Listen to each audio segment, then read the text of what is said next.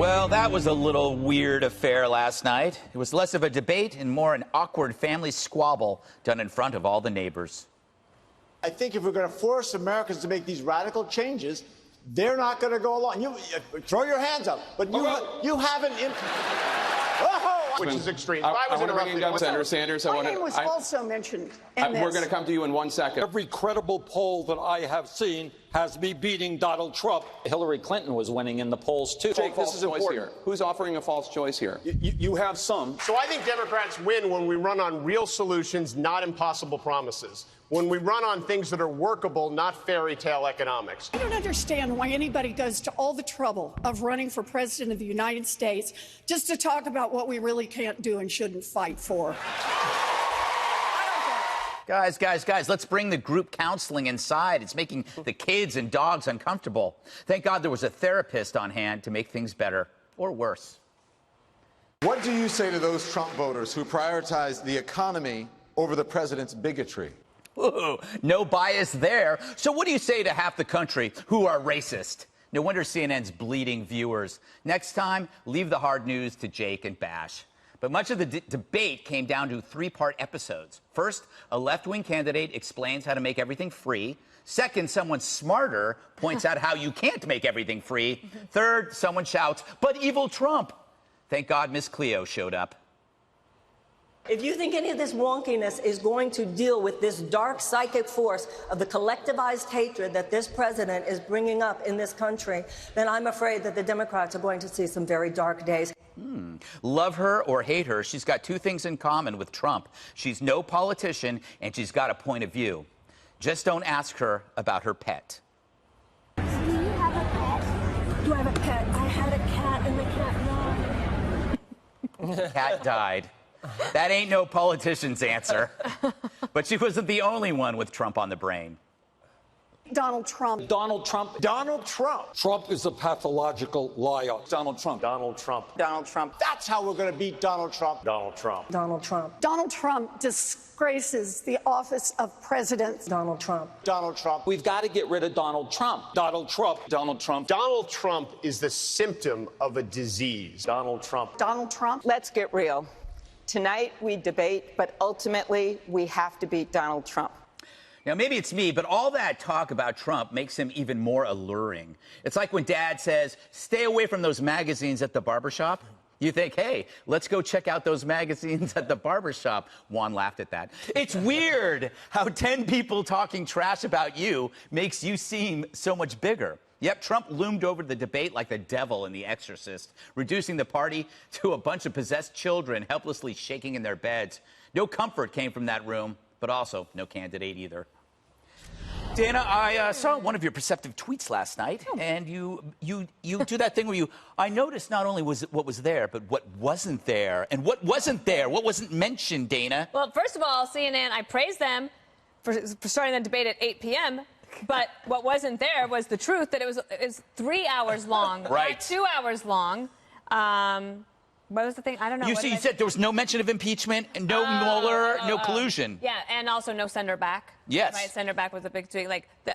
And no Biden. No Biden. Like, nobody mentioned any of those things. That obviously is not going to be the case tonight when Biden is on the stage. The other thing that you mentioned that Marianne has, that Trump had, she also has a following. Yes. Like a ready-made following. They've been following her for decades. It's not the same crowd that followed President Trump through, if you followed him in New York, or then when he was on The Apprentice, he became an international star. Marianne is an international star as well. So I think she's confounding Democrats a little bit because they're like, well, wait, why does she have all this support? Where's it coming from? She's been building it for years. I do like the fact that I understand what she's saying. She's waging a psychological battle, Juan, and she's talking about the psyche of the nation, and I think people can understand that. What did you make of the family feud last night between the moderates and the not moderates? Well, first, I listened to your monologue with such interest, and then I heard about Miss Cleo, and I thought to myself, was she a black woman on TV? She was psychic, wasn't she, Miss Cleo, the psychic, the 1-800 number? Oh, that was it. You had to dial 1-800. Yes. So now, if you dial 1-800, you get Marianne. Yes, you get Marianne, but I don't know if she gets the White House. But I must say, she got lots of attention. I read, and because this is so alien to me. I read she was the most searched person on the stage last night in terms of Googling and the like, right? So I guess people are like, oh, who is she? Yeah. What's this about?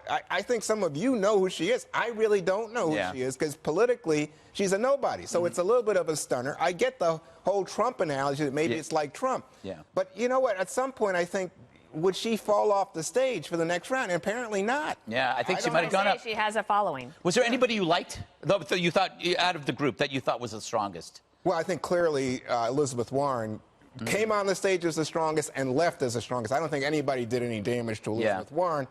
To me, the whole notion that it's a family feud, I think it's healthy. I think that's what we should be seeing. We should be seeing a debate that helps to determine who the candidate. I mean, you look back to 2016, Republicans were far more divided. Ryan, Ted, Little Marco, low energy. You think about the wall. There was only one guy up there who said, yeah, the wall's a great idea. Trade, foreign trade, not intervention, war in Iraq. Donald Trump didn't tell the truth, but he said that he had opposed the war in Iraq or something. Kind of did. Yeah. But directionally told the truth. You know, but I thought there was a real substantive debate about Medicare for all, about the environment, with Delaney playing the foil to Sanders and Warren, making some real good points and forcing them to defend their points. And then when he spoke about the cost, we're going to do that in the B block. Okay, let's do it in the B block. All right, Jesse. You called it a squabble. You called it a feud. I said it was an intervention. This was the rise of the realists who are trying to rescue the party away from socialism. And the Bernie and Warren, they're just lighting themselves on fire right now. This is a big bonfire of socialism. And all these realists are like throwing water on it. Like, hey, math, reality. You know, like, hey, this is going to get us killed in a landslide. But they don't care. They just want to light everything on fire. And so the audience. And the audience claps every time some socialist says something crazy. You know why? Because it's popular. It is. Socialism is popular. Oh, socialism is popular. I don't know about that. You know, so were cults, too, in the 70s. I'm not saying this is going to work. Something's popular doesn't mean it's going to be good. But right now, I think what's happening is Warren, I disagree. I thought she was frenetic. I thought she was annoying. Really? She failed the commander-in-chief test when she took the first nuke strike option off the table. Like, she's going to sacrifice an American city and let North Korea throw a missile over here and then respond after we've lost millions of people. Absolutely crazy. She refused to answer the question about whether she'd raise taxes on the middle class. And then Bernie gets out there. Bernie's done nothing in Washington his whole career. He only knows how to take. He doesn't know how to create. And he's just a rageaholic. No one was presidential timber. No one had any sense of humor. Marianne Williamson, she's like homeopathic therapy, right? Yeah. Everyone on stage is like Advil and aspirin and bear, and she's like yoga and like CBD oil, but she's tapped into some real energy in the country. I just don't think that energy is fully formed yet, but she's got into it. What about you, Emily? What were your highlights and lowlights? Yeah, I think it's interesting. I agree with part of what you said. To me, it was like a Hunger Games style big fish in a small pond, and the progressives won. To me, I think Bernie emerged as the commander, and that he and Elizabeth were clearly the pros on stage, but they failed at that commander level. I agree. I think to me it was clear that the progressives won, but at what cost to the party, at what cost to the reality of the moderate faction, which to me was eclipsed. I think that the aha moments and the dramatic moments and the zingers and the quips got all the applause and got all the excitement. But in reality, I think a lot of voters at home were like, wait, I would like actually more info from that moderate over there, and I would like more airtime from that moderate over there. And so to me, it was an analogy of, once again, CNN taking away the choice from the voter at home, taking away the viewer. You couldn't really get full answers because the rules that they had set out had the moderators were forced then to try to cut off everybody just as they were about to make a point. They would cut them off. Exactly. I thought 2/3 of the moderators did a really good job. No. I thought